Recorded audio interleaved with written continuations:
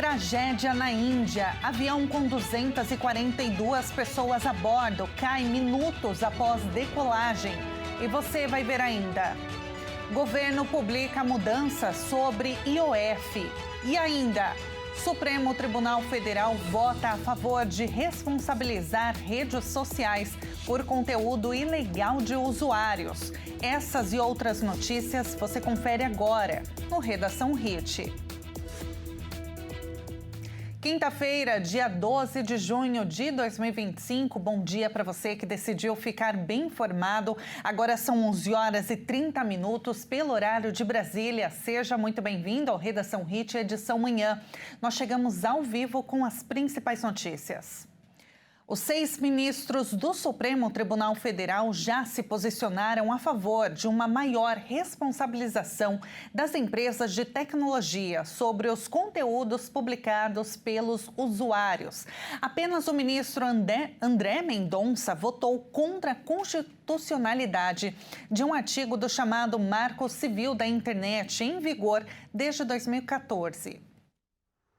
O Supremo Tribunal Federal alcançou maioria para endurecer as regulamentações das redes sociais, um processo pioneiro na América Latina sobre o papel das plataformas na propagação de notícias falsas e discursos de ódio. A Corte avalia a constitucionalidade de um artigo do chamado Marco Civil da Internet, vigente desde 2014, que estabelece que as plataformas só são responsáveis por danos causados por publicações de usuários se recusarem a cumprir uma ordem judicial para remover esses conteúdos. Embora casos pontuais estejam sendo analisados, o que for decidido pelo STF estabelecerá a jurisprudência, que deverá ser aplicada de maneira geral no país. Com a sessão desta quarta-feira, 6 dos 11 ministros já se posicionaram a favor de uma maior responsabilização das empresas de tecnologia sobre os conteúdos publicados pelos usuários. Os magistrados consideraram que essas empresas devem fiscalizar e, eventualmente, remover conteúdos ilícitos por sua própria iniciativa, sem a necessidade de intervenção judicial, como determina o marco regulatório atual. Até o momento, apenas o ministro André Mendonça votou contra a premissa, restando outros 4 votarem.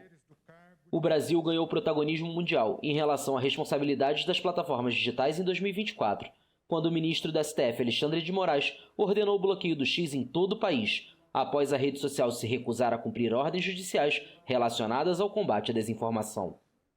O dono da plataforma, o bilionário Elon Musk, inicialmente ignorou os pedidos para remover contas de apoiadores de Jair Bolsonaro, mas após 40 dias de suspensão, cedeu e o antigo Twitter voltou a operar normalmente no Brasil. Em um julgamento paralelo no STF por uma suposta tentativa de golpe de Estado, a Procuradoria-Geral da República afirma que o ex-presidente e colaboradores usaram as redes sociais para desinformar sobre a confiabilidade do sistema eleitoral brasileiro e justificar suas ações. O governo federal publicou um conjunto de medidas relacionadas a um imposto sobre operações financeiras para recalibrar o imposto e aumentar a arrecadação. As medidas foram acertadas entre o ministro da Fazenda, Fernando Haddad, e os presidentes do Legislativo, além de líderes partidários. De acordo com o governo federal, as medidas incluíam o fim da alíquota fixa do risco sacado, o que significa redução de 80% na tributação. Até o fim do ano, o IOF nos aportes passa a incidir somente sobre o valor que exceder R$ 300 mil. E a partir de 2026, o IOF nos aportes passa a incidir sobre o valor que exceder R$ 600 mil. As contribuições patronais passam a ser isentas de IOF. A alíquota seria de 5% de imposto de renda sobre investimentos como letras de créditos, recebíveis e debêntures incentivadas que antes eram isentos. Já no caso da tributação sobre o faturamento das bets, a proposta é que seja elevada de 12% para 18%. Não há mudança para os prêmios pagos ao apostador e para o imposto de renda e a contribuição sobre o lucro cobrada da empresa. Também está prevista a inserção do programa Pé de Meia no piso constitucional da educação, mudança nas regras do INSS por incapacidade temporária. O que essa medida provisória vai nos permitir? Ela vai nos permitir recalibrar o decreto do IOF, né, fazendo com que a sua dimensão regulatória, né, seja o foco da nova versão, né, e nós possamos reduzir as alíquotas previstas no decreto original, que vai ser reformado conjuntamente. Por isso que eu falei que são dois temas que vão ser tratados juntos, porque, por lei, eu preciso dessa compensação, eu preciso dessas medidas compensatórias para manter o ritmo de cumprimento das obrigações fiscais do país. De acordo com o governo, sem essa alternativa, o governo teria que contingenciar mais gastos federais neste ano, o que impactaria ainda mais o funcionamento da máquina pública. O presidente Lula está em Minas Gerais nesta quinta para anunciar o plano de reparação pela tragédia da barragem de Mariana. O governo federal vai entregar mais de 300 equipamentos agrícolas a municípios mineiros. Em Minas Gerais, o governo federal anuncia medidas em relação ao novo acordo do Rio Doce, que prevê reparação aos atingidos pelo rompimento da barragem de Fundão em 2015. A tragédia em Mariana deixou 19 mortos e centenas de famílias sem casa, atingindo cerca de 50 cidades em Minas Gerais e no Espírito Santo. O acordo foi assinado em outubro do ano passado pela União, pelos governos de Minas Gerais e Espírito Santo, por ministérios públicos, defensorias públicas e empresas mineradoras, causadoras dos danos decorrentes do rompimento da barragem. Em novembro do ano passado, o acordo foi homologado, por unanimidade, pelo plenário do Supremo Tribunal Federal. O documento prevê uma renegociação do termo de transação e ajustamento de conduta entre o poder público, a Samarco, a Vale e a BHP após o rompimento da barragem de Fundão. O termo propunha reparações ambientais e indenizações, mas as medidas adotadas foram insuficientes para garantir justiça aos atingidos e recuperar a bacia do Rio Doce. O acordo estabelecido em 2024 determina mais 132 bilhões de reais a serem aplicados pelas empresas, dos quais 100 bilhões de reais repassados e geridos pelo poder público e 32 bilhões para custear medidas a serem executadas diretamente pelas empresas. Os valores serão destinados ao meio ambiente, saúde, saneamento, transferência de renda, retomada econômica, previdência, infraestrutura, investimentos municipais, ações judiciais, entre outros.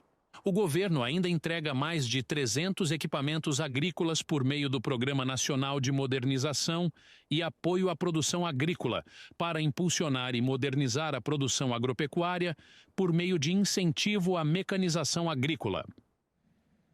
A Câmara dos Deputados aprovou um projeto que aumenta a pena de posse ou porte de arma de alto potencial destrutivo. O texto que segue agora para o Senado também elenca quais armamentos serão considerados proibidos. O projeto de lei que aumenta a pena para o crime de posse ou porte de arma de fogo de uso proibido também qualifica o crime de disparo de arma de fogo. Prevê novas causas de aumento de pena e elenca quais armamentos serão considerados proibidos. A oposição foi contra a proposta, apesar de ser favorável à emenda que elenca os armamentos proibidos. Nos casos de posse ou porte ilegal de arma de fogo de uso proibido, o texto estabelece a pena para entre 6 e 12 anos de prisão. Atualmente, existe a detenção apenas para os casos de armas de uso restrito, sendo de 3 a 6 anos. A mesma pena é prevista nos casos de disparo de arma de fogo de uso proibido. Atualmente, a lei prevê pena entre 2 e 4 anos de reclusão, sem a qualificadora de armas proibidas. O projeto aumenta ainda para o dobro as penas dos crimes de comércio ilegal e tráfico internacional de armas nos casos em que a peça for de uso proibido. O Código Penal prevê prisão de 6 a 12 anos e multa para os casos de comércio ilegal e de 8 a 16 anos para os casos de tráfico internacional. Entre as armas e munições de uso proibido estão as armas com aparência de objetos inofensivos e munições incendiárias ou químicas. Um avião com 242 pessoas a bordo caiu nesta quinta-feira, pouco depois de decolar no oeste da Índia. O voo seguiria para Londres e transportava, passageiros indianos, britânicos, portugueses e um canadense. Um avião da Air India com destino a Londres caiu com 242 pessoas a bordo logo após a decolagem no aeroporto de Ahmedabad, no noroeste da Índia. O voo AI-171 da Air India, com destino ao aeroporto de Gatwick, em Londres, transportava 169 passageiros indianos, 53 cidadãos britânicos, 7 portugueses e um canadense. A Autoridade de Aviação Civil da Índia informou que o avião tinha 2 pilotos e 10 tripulantes. O Boeing 787 emitiu um sinal de socorro e caiu logo após a decolagem fora do perímetro do aeroporto. O terminal fica em meio a áreas residenciais densamente povoadas. O primeiro-ministro indiano Narendra Modi classificou o acidente como uma tragédia desoladora para a qual não há palavras. O primeiro-ministro britânico Keir Starmer expressou sentimentos aos passageiros e suas famílias neste momento tão doloroso. Ahmedabad é a maior cidade do estado indiano de Gujarat e tem uma população de 8 milhões de habitantes. E veja a seguir, Moraes oficializa pedido de extradição de Carla Zambelli. E antes do intervalo, vamos ver o tempo em Turvo, Santa Catarina, 16 graus neste momento e a mínima é de 7 graus. Redação HIT volta já.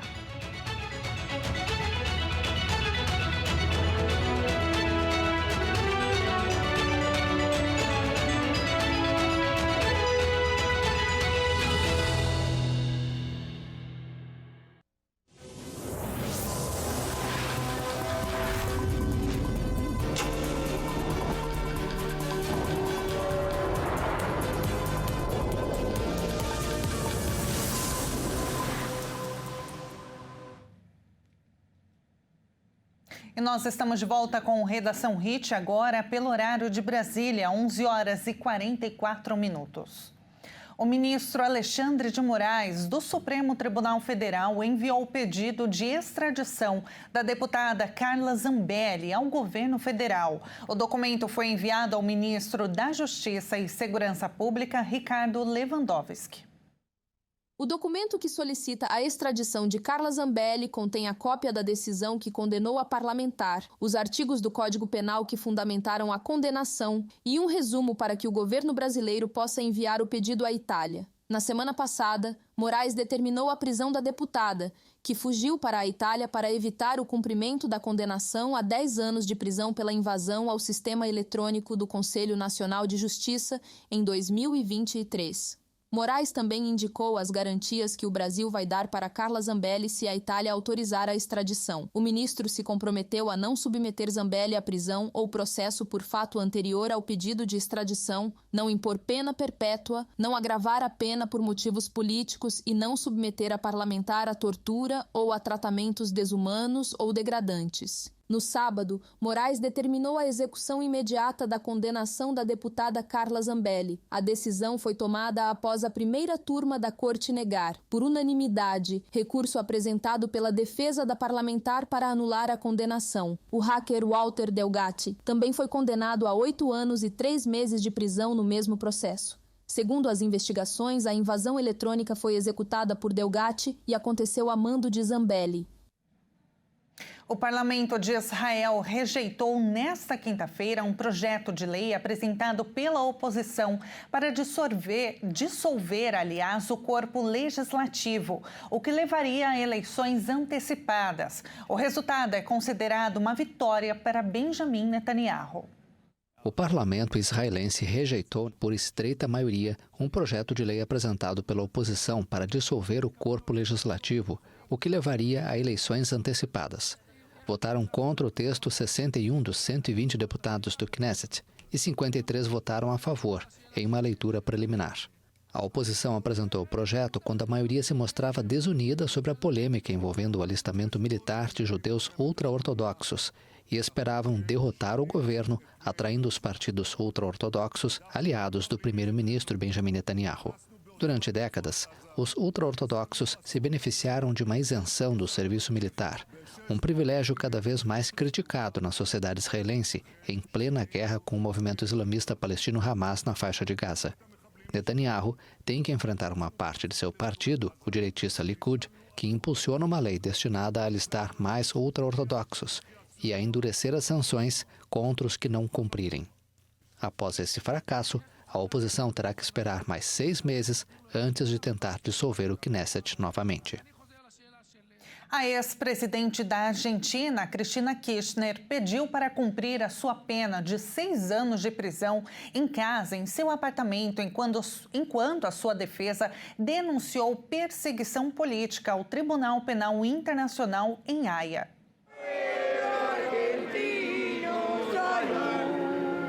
Apoiadores se reuniram em frente à residência de Cristina Kirchner, em Buenos Aires, após a Suprema Corte do país ter mantido a condenação da ex-presidente. A Suprema Corte Argentina confirmou a condenação a 6 anos de prisão e inabilitação perpétua contra Kirchner por administração fraudulenta em contratos de obras públicas na província de Santa Cruz.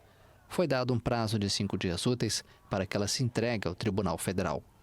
Os advogados pediram que a líder peronista de 72 anos cumpra sua pena em seu apartamento no bairro de Constitución, em Buenos Aires. O advogado Gregório Dalbon viajou para a Haia, nos Países Baixos, para denunciar ao Tribunal Penal Internacional o que considera uma perseguição política contra Cristina Kirchner. E a prometida mudança da Embaixada Argentina para Jerusalém vai acontecer em 2026. Foi o que afirmou o presidente Javier Milei durante uma viagem a Israel. O presidente argentino Javier Milei afirmou que a anunciada transferência da embaixada de seu país para Jerusalém será realizada em 2026. A declaração foi feita na Knesset, o parlamento israelense, onde foi convidado por ocasião de sua segunda visita ao país. Tenho o orgulho de anunciar diante de vocês que em 2026 efetivaremos a mudança da nossa embaixada para a cidade de Jerusalém Ocidental, como prometido. O status de Jerusalém é uma das questões mais sensíveis do conflito entre israelenses e palestinos. Israel, que conquistou Jerusalém Oriental durante a Guerra Árabe-Israelense de 1967, anexou a região, um ato que nunca foi reconhecido pela comunidade internacional. Apenas Estados Unidos, Paraguai, Guatemala, Honduras, Kosovo e Papua Nova Guiné mantêm embaixadas em Jerusalém, o que rompe com o consenso internacional. A maioria das embaixadas estrangeiras está localizada em Tel Aviv, como forma de não interferir no resultado das negociações entre israelenses e palestinos sobre o status final da cidade. A cidade do México prometeu uma Copa do Mundo livre de racismo e discriminação, ao iniciar a contagem regressiva de 1 ano para a competição. O Mundial será disputado no México, no Canadá e Estados Unidos.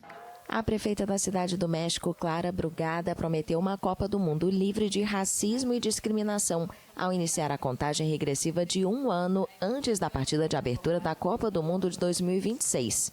E sim, hoje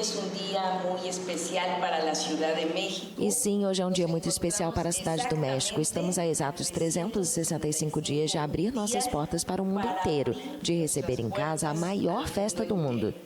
De receber em casa a festa mais grande do mundo. A prefeita garantiu que a megalópole de 9.200.000 habitantes vai vivenciar a Copa do Mundo sem racismo, classicismo, discriminação, sem xenofobia e sem homofobia. O craque veterano italiano Alessandro Del Piero, campeão mundial com a Azzurra na Alemanha em 2006, esteve no evento. Os dois inauguraram um dos relógios que farão a contagem regressiva dos dias até o início do evento e exibiram o troféu que o campeão vai receber. A Copa do Mundo, que vai começar em 11 de junho de 2026, vai ser a primeira realizada em conjunto por 3 países, Canadá, Estados Unidos e México. Também é a primeira vez que 48 seleções vão participar, disputando 104 partidas. O governo mexicano estima que 5 milhões de pessoas irão ao país para o torneio. Além da capital, Guadalajara e Monterrey também vão receber partidas da Copa.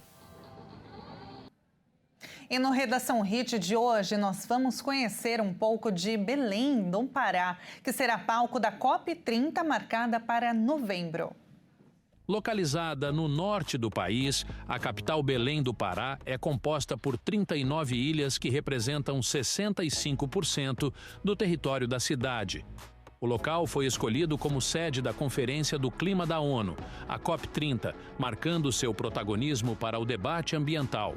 A cidade teve um papel crucial no desenvolvimento da região amazônica, sendo um ponto estratégico de defesa e de penetração para o interior. E vamos então com uma câmera ao vivo de lá. Neste momento, Belém marca 29 graus de temperatura.